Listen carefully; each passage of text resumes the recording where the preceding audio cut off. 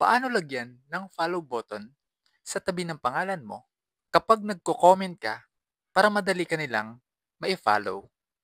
Kung gusto mong malaman ay tapusin mo ang video na ito. Open mo ang Facebook. I-click ang three lines o ang menu icon. Click ang settings. I-click mo sa baba ang how people find and contact you. I-click ang who can send you friend request. Piliin ang friend of friends. I-click ang save. I-click ang back arrow. Pumunta sa post. I-click ang who can see your future post. Piliin ang public at i-click ang save. At i-click ang back arrow. At i-click ang followers and public content. I-click ang who can follow me. Piliin ang public at i-click ang save.